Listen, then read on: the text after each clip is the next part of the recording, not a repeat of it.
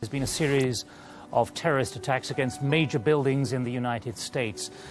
The horrific sequence began just before 9 o'clock local time in the morning. This was the scene in New York City at the World Trade Center, after one plane, which had been hijacked, was flown directly into the center of one of the towers.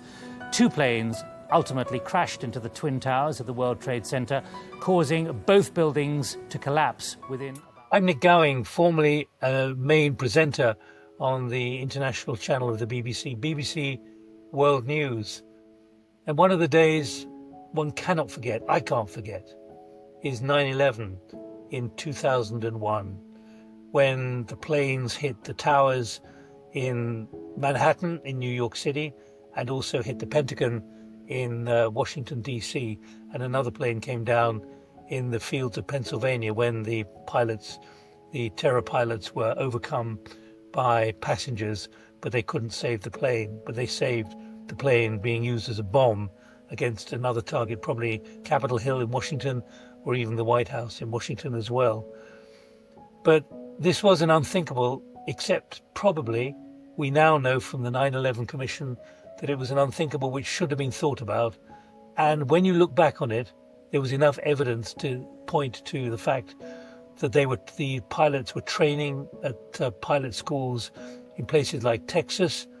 And if someone smart or smart within the FBI and the CIA had managed to work out the mapping of all the data, they could have identified who was doing what, why they were doing it, and what their intention was, even though the pilots, the terrorists, had put themselves in a position where they wanted to be inside the United States covertly as trained pilots who knew how to fly around New York and Washington.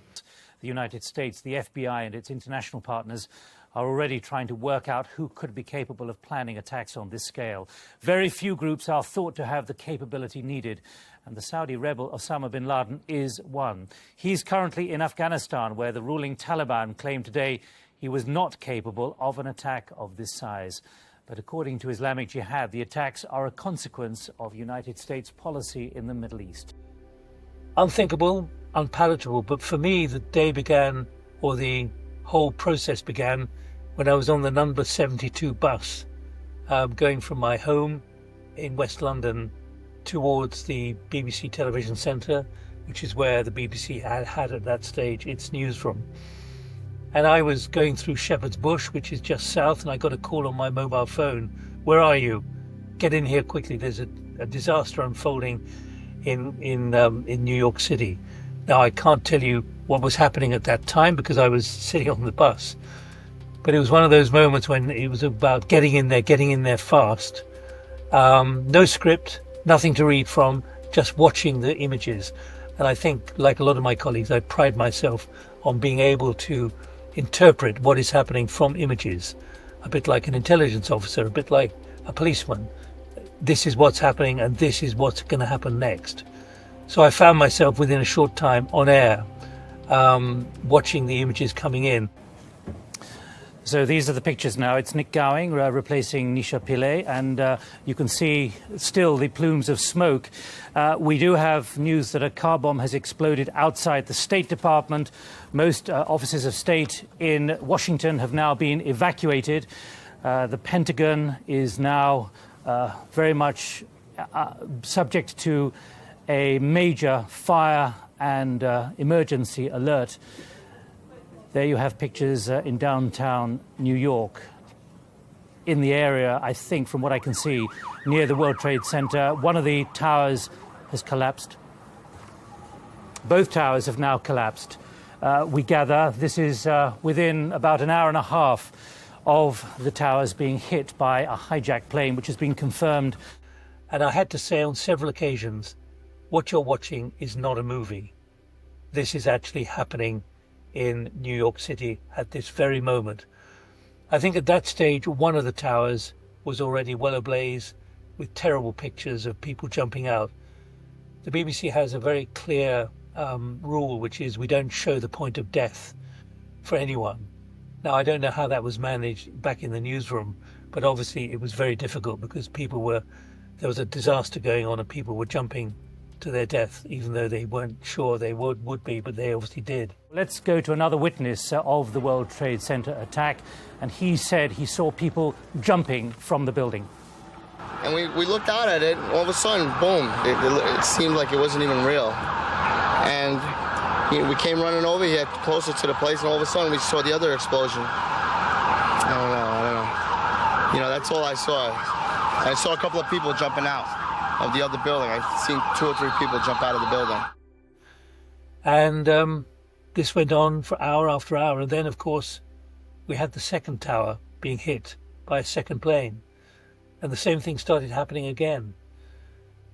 And certainly you wonder in this business, the news business, if you're ever going to see something which was worse than what you last saw. And I've been in many war zones.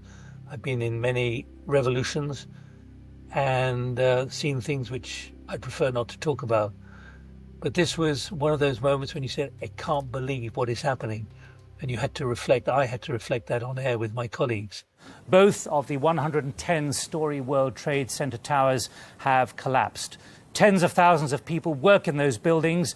It was the rush hour in the morning. There was also a plane crash of what is believed to be a Boeing 767. There was very little copy coming in those days. In those days, we had very clunky computer terminals on the desk in the studio. And I think I remember very clearly the overwhelming nature of the amount of information coming in, but much of it was speculation. But none of us can forget the image of President Bush, who on that day was down in Florida, and he was visiting a school for kids. And I think it was a live feed of where he was. You can see one of his colleagues, I think it was Karl Rove, came in and whispered in his ear that there'd been a terrible incident. And you see him sitting there reading a book, a children's book, but it's upside down. And in retrospect, you can see that his mind was turning over the implications of everything going on, because the United States was under attack, and he, as the president and the commander-in-chief, he would have to make difficult decisions and be in a place where he was safe, where it was safe for him to make big decisions, and where he and his White House colleagues were. So at that point, what unraveled was him being rushed to Air Force One and then flown around the Midwest to different possible airports, airfields, military airfields. And we now know from all the revelations of what happened on board Air Force One that there was a lot of disagreement about what to do, where to take him, how safe he was. And his vice president should the vice president take over? The resolve of our great nation is being tested. But make no mistake, we will show the world that we will pass this test. God bless. President George W. Bush making a statement in Louisiana at an Air Force base en route from Florida. It's uncertain what his plans are and whether he will be returning to Washington, given obviously the security alert. Overall, this was about leadership, US leadership, and leadership around the world at the same time, being put under the most acute pressure, never expecting this kind of thing to happen. That is when leadership is tested, both systems in place, personal capacity to handle it, and not making things up, but being impetuous and right in everything you do. It's a very, very big demand, and many leaders are not prepared for it. They get elected by the voters and they turn up in the presidential palace, or they turn up in Downing Street and the Prime Minister's residence, but many of them have never been in government before. This is a time, like 9/11 showed, this is a time when every instinct is put to the most acute pressure, and you've got to have a lot of luck, and you've got to know what the implications are and how to take this forward. This was America, the United States of America, under attack, and who knows where and what would have happened next.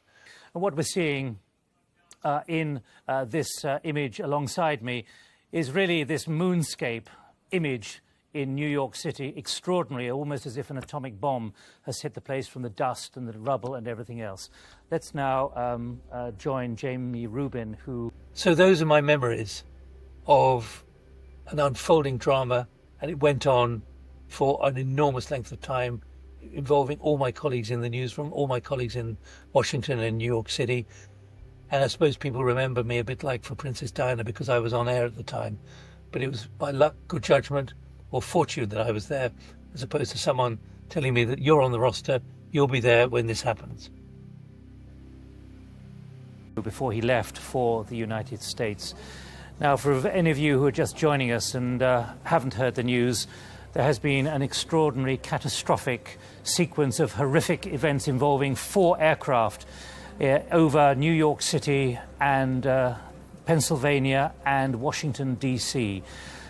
One of the events took place with 2 aircraft, apparently hijacked, both of them civilian aircraft en route or flying from Boston, which were flown directly into the World Trade Center in Lower Manhattan.